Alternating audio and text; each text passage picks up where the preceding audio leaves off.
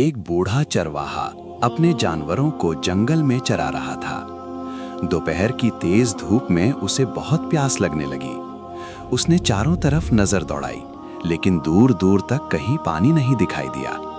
प्यास बढ़ती जा रही थी, इसलिए वो पानी की तलाश में आगे बढ़ने लगा। काफी देर भटकने के बाद अचानक उसे एक छोटा सा तालाब दिखाई दिया। वो थक कर तालाब के किनारे बैठ गया और झुककर पानी पीने लगा। जैसे ही उसने पानी में अपना चेहरा देखा, वो हैरान रह गया। उसका झुर्रियों भरा चेहरा गायब हो चुका था और वो फिर से एक जवान आदमी बन गया था। खुशी से झूमता हुआ वो तुरंत अपने घर की ओर दौड़ा। घर पहुंचते ही उसकी बूढ़ी पत्नी ने उसे देखा और घबरा कर बोली, तुम कौन हो? मेरा पति कहाँ है?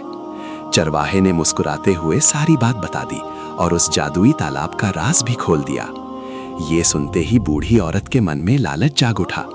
वो बोली, मैं भी जवान होना चाहती हूँ, मुझे अभी उस तालाब का रास्ता बताओ। चरवाहे ने समझाया, पहले खाना खा लेते हैं, फिर मैं तुम्हें वहां ले चलूंगा।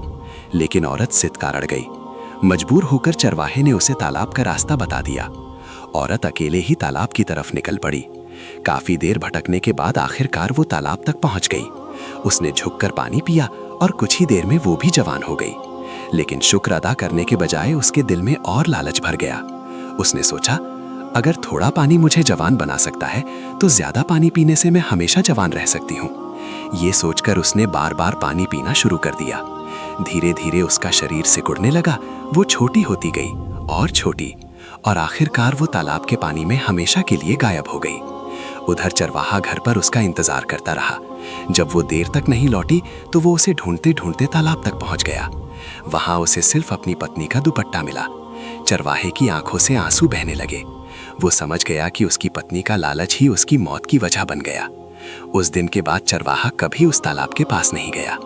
सीख, लालच इंसान को हमेशा बर्बादी की ओर ले जाता है।